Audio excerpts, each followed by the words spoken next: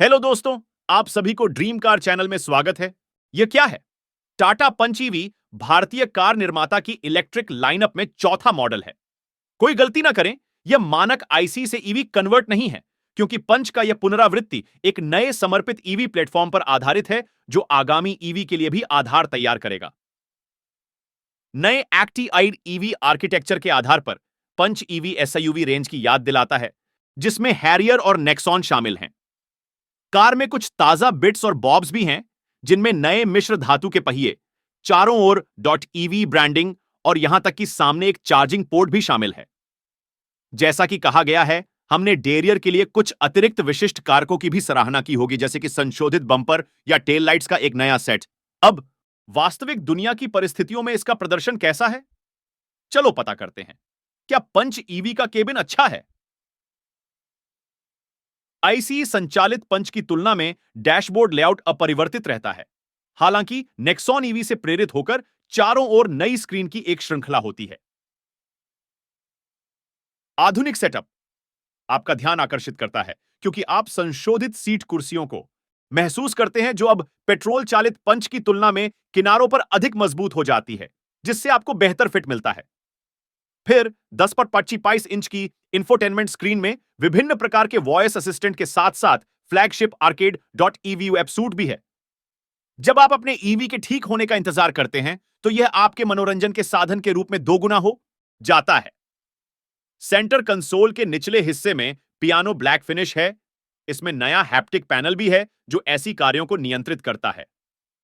जरा हुआ gear dial शायद एकमात्र क्रोम तत्व है जो आपको कार में मिलेगा, और मुझे यह स्वीकार करना होगा कि मुझे यह सेटअप पसंद है। आगे की सीटों में वेंटिलेशन है और यहां पंखों का शोर अच्छी तरह से नियंत्रित है।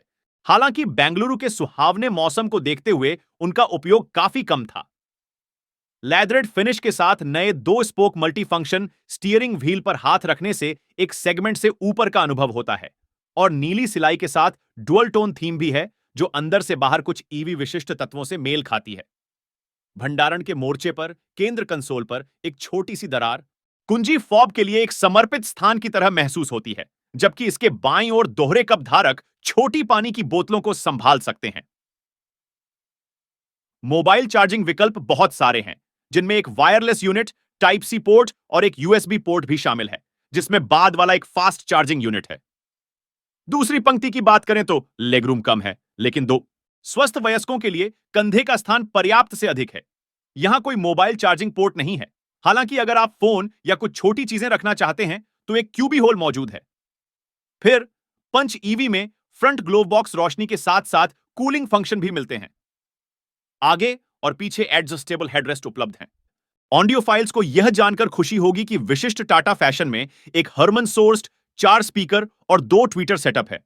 हालांकि बांस आपको और अधिक चाहने पर मजबूर कर देगा। इलेक्ट्रिक सनरूफ इस सेगमेंट में पहली बार है, और बच्चों द्वारा इसे हिंग्लिश वॉइस कमांड के माध्यम से खोलने से निस्संदेह उनके चेहरे पर मुस्कान आ जाएगी। क्या पंच ईवी चलाना अच्छा है? पंच ईवी को 45 किलोवाट आवर और 35 किलोवाट आवर बैटरी पैक के साथ सिंगल इलेक्ट्रिक मोटर के साथ पेश किया गया है। छोटी क्षमता वाली इकाई ACBHP और 104 एनएम का टॉर्क पैदा करती है, जिसकी दावा सीमा 315 किलोमीटर है, जबकि लॉन्ग रेंज संस्करण जो 120 bhp और 199 पैदा करता है, की दावा सीमा 421 किलोमीटर है।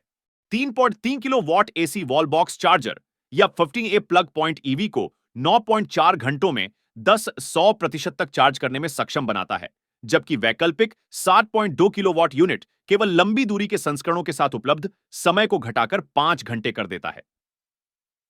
50 किलोवाट डीसी फास्ट चार्जर इस समय को घटाकर मात्र 36 मिनट 10-80% कर देगा। पंच ईवी में चलते समय बहुत अधिक टॉर्क उपलब्ध होता है, और यह तब भी स्पष्ट होता है जब आप ब्रेक से अपना पैर हटाते हैं और कार औसत गति से थोड़ी अधिक गति प्राप्त कर लेती है। चुनने के लिए 3 ड्राइव मोड हैं, और इको मोड में दिन के लिए हमारा फ्लैग ऑफ बेंगलुरु की सड़कों पर अपना रास्ता बनाने के लिए पर्याप्त से अधिक था। यदि आपको बिजली की औसत भूख से थोड़ी अधिक की आवश्यकता है, तो इसमें सिटी मोड भी है, जो इको मोड की तुलना में अधिक जीवंत लगता है, लेकिन बदले में यह थोड़ी कम रेंज देता है। स्पोर्ट मोड पंच ईवी को पूरी तरह से बैलिस्टिक बनाता है, और यह न केवल टॉर्क है बल्कि छोटा पदचिह्न भी है, जो इस उपलब्धि में सहायता करता है।